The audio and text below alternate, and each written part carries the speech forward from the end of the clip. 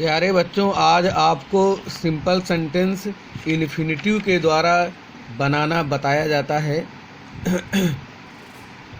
जब main verb की first form के पहले टू लिखा जाता है तो इसे इन्फिनिटिव कहते हैं। नियम नंबर 1, दूसरे वाक्य की मुख्य क्रिया की फर्स्ट फॉर्म के पहले टू का प्रयोग करके वाक्य को पहले वाक्य से जोड़ दिया जाता है।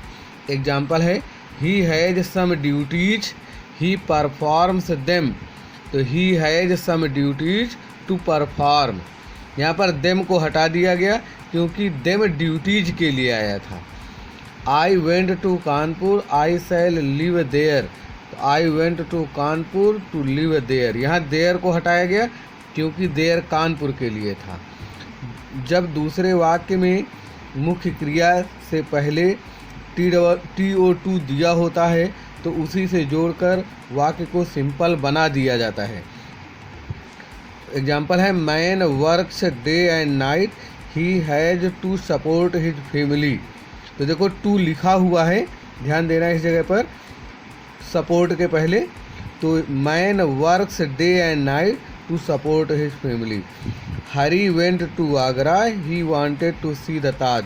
तो Hari went to Agra to see the Taj. अगला रूल है, यदि प्रथम वाक्य में वेरी दिया हो तो उसे हटाकर TOO लिखा जाता है और दूसरे वाक्य से सब्जेक्ट प्लस कैन नॉट या कुड नॉट को हटाकर TO2 का प्रयोग किया जाता है। He is very weak he can not walk. तो देखो वेरी को हटाया, TOO लगाया, और ही कैन नॉट को हटाया और TO2 लगाया। तो he is too weak to walk. The lion was very old he could not hunt beast. Beast माने जंगली जानवर। The lion was too old to hunt beast. यदि वाक्य पैसिव वॉइस में दिया हो तो टू बी का प्रयोग किया जाता है। He wanted to educate his son he sent him to America. तो इस वाक्य में लड़के को भेजा गया है इसलिए पैसिव वॉइस में है। तो he sent his son to America to be educated. अगला रूल है नॉमिनेटिव एब्सोल्यूट का प्रयोग। जब दिए गए वाक्य में सब्जेक्ट अलग अलग होते हैं तो नॉमिनेटिव एब्सोल्यूट का प्रयोग किया जाता है। इसमें is am are was were को हटा करके उसके स्थान पर बीइंग का प्रयोग किया जाता है। देखो, it was dark night nobody came out from their houses.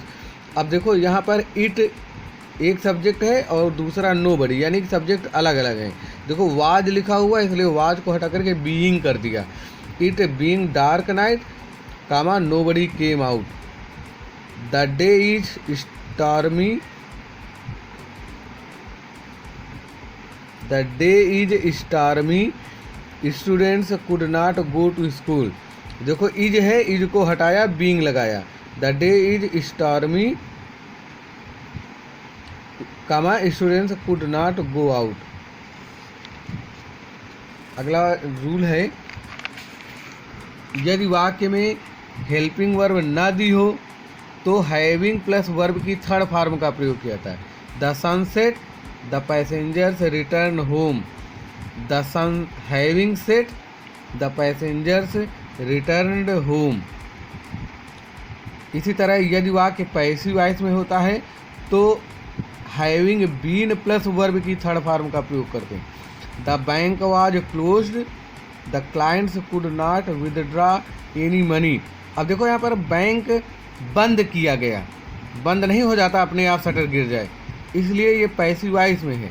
The bank having been closed comma the clients could not withdraw any money. The king was arrested the army ran away. देखो राजा को बंदी बनाया गया, तो बंदी बनाने वालों की कोई चर्चा नहीं है, इसलिए पैसिव वॉइस में हो गया। राजा स्वयं नहीं बंदी बना, दूसरों के द्वारा बनाया गया। The king having been arrested the army ran away. Preposition का प्रयोग करके वाक्य को सिंपल बनाने का तरीका है कि नाउन या प्रोनाउन से पहले प्रीपोजिशन जोड़ दिया जाता है, वाक्य सिंपल बन जाता है। एग्जाम्पल है, वर्ब को जिरंड में बना देते हैं तो उसके पहले प्रीपोजिशन लगा देते हैं। The sun set he return his home. देखो यहाँ पर द सन नाउन है तो after the sunset comma he return his home. दिए गए वाक्य के अनुसार उपयुक्त प्रीपोजिशन का प्रयोग करते हैं, जैसा वहाँ पर उपयुक्त लगे उस प्रीपोजिशन का प्रयोग किया जाता है। ही टाट मी लास्ट ईयर ही गिव मी रुपीज। अब देखो यहाँ पर बिसाइड्स मतलब उसने पढ़ाया भी, उसने पैसे भी दिए, तो पढ़ाने के अतिरिक्त पैसे दिए, इसलिए बिसाइड्स आ गया। बिसाइड्स टीचिंग, देखो टाट को जिरंड बनाया गया, टीचिंग कर दिया गया। यहाँ देखो he heard the news he failed exam he wept bitterly. तो ऑन हियरिंग द न्यूज, यहाँ पर हियर्ड को हियरिंग जिरंड बनाया गया। ऑफ हिज फेलुअर, फेलुअर जो फेल्ड था उसको नाउन बना दिया गया फेलुअर, और उसके पहले ऑफ प्रीपोजिशन लगा दिया गया। तो on hearing the news of his failure in exam he wept bitterly. Phrase in opposition का प्रयोग करके इसका अर्थ होता है समीप लाना।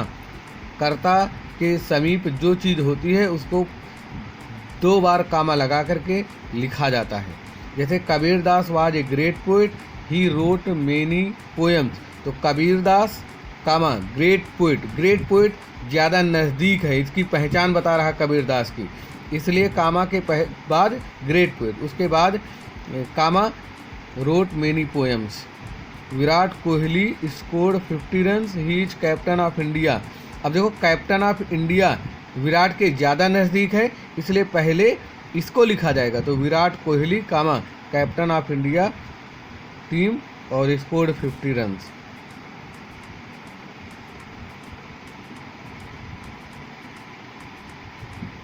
Tulsidas was great poet of Hindi he wrote Ramcharitmanas. Tulsidas comma a great poet of Hindi comma wrote Ramcharitmanas. इसको इस तरह भी लिख सकते हैं, Tulsidas wrote Ramcharitmanas comma great poet. यहाँ पर रामचरितमानस के कारण उनको प्रसिद्धि मिली, इसलिए यह भी उनके नज़दीक है। तो कभी कभी वाक्य में दोनों चीज़ें नज़दीक होती हैं तो उनको हम किसी को भी आगे पीछे कर सकते हैं। इसी तरह देखो Rana Pratap was king of Mewar he was a great warrior. तो Rana Pratap comma great king of Mewar comma was a great warrior, चाहे Rana Pratap the great warrior, ये उनका गुण है, ये भी उनके नज़दीक है, इसलिए इसको भी पहले लिखा जा सकता है comma was a king of Mewar. यहाँ पर जो भी वाज आता है ये सब फाइनाइट वर्ब का कार्य करता है।